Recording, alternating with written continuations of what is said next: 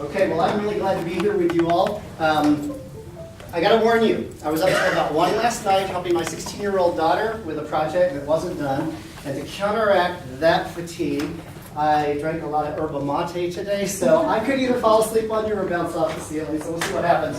I'm going to talk about my organization, Open Door Organizational Solutions. Used to be HR Solutions. I'll explain why I changed that. In order to understand it, you kind of have to go back with me a little bit to my past, but maybe not that far back. Yes, I'm going to get that here really cool time.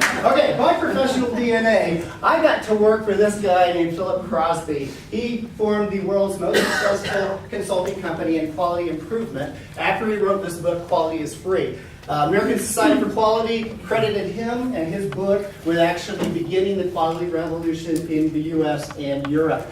I got to be his HR manager and I was in my mid-20s, so you can imagine this dream job that I had. He made quality really simple and did it by being very clear what his mission was and grabbing huge companies like IBM, GM, 3M, others of that magnitude, plus a whole lot of small ones all over the world.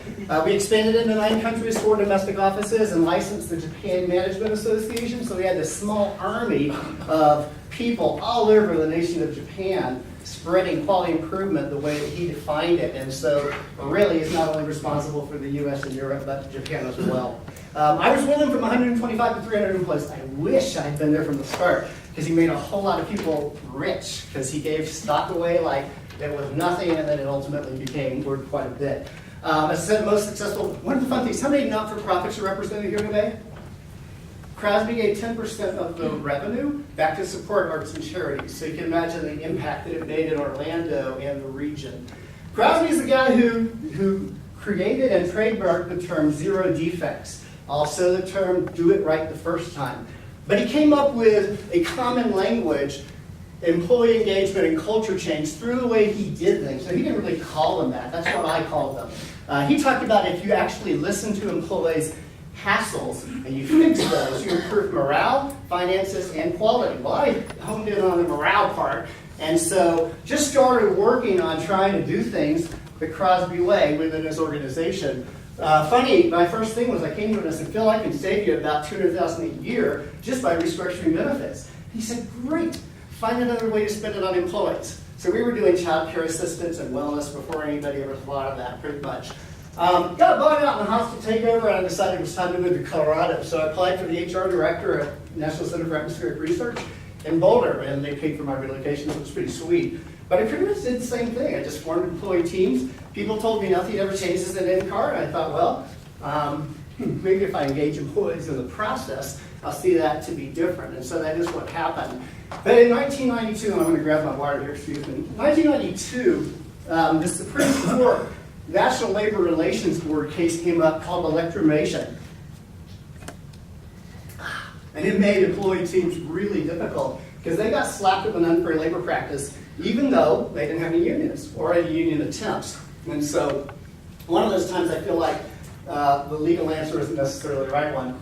I kept morphing my ideas. I went to BBH as the HR director. People said, oh, one person can't really change much. I thought, well, that's okay, because I don't plan on just changing things by myself. I plan on engaging a whole lot of employees, and so was able to do a whole lot there. After that, I went to this organization called the Employer Source, and I got to be the COO. So that meant I had full P&L responsibility and thought kind of operationally as well as HR, as well as quality. I actually got to be an entrepreneur with somebody else's money, which is kind of fun. But we got bought out. Now this is not representative of the organization that exists today because it's in its 3rd iteration since then.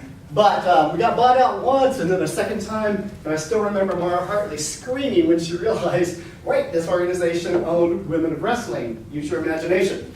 I got laid off in 2009 and thought, now what do I do? I could consult as long as that organization gave me referrals, and they gave me 2, and they were sweet. I could relocate, but I had 3 kids in junior high and high school going, no, don't do that. So I took an HR job in Denver, and I really appreciate the Fix North I-25 thing. So one of those projects landed me in the cover article of HR Magazine. That was kind of fun. A big splash. I had other PR over the years, but that was largely related to work I did, not so much featuring my little mug. But what's happened now is I've kind of gotten to a place where I recognize that I have this brain, HR quality and operations. It's a little bit unique, but I make decisions, yes, based on HR, but that's only about 25% of it. I also look at the cost, the PR, and then I ask my clients, can you sleep at night? So that's how I make decisions and how I help organizations. So 2013, free and clear from the non-compete. That was nice, because that was a booger to live through. I've kind of focused on HR, kind of morphed in 2014, started working with boards like the Community Foundation, getting involved in a little bit of PR with some issues with clients, developing more tools. That brings me today where I'm actually even involved with external constituents. Everything I do is about people. I don't help organizations with sales. I don't help organizations with finances. I help with the people side of things. And largely, what that means is I'm working with organizational solutions, boards, executives, helping set direction, vision, figuring out their passion, getting the right team, and transforming the organization.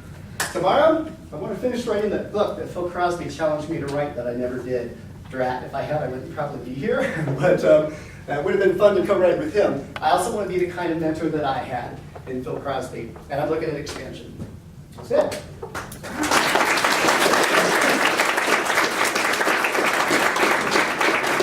Any questions for Mark?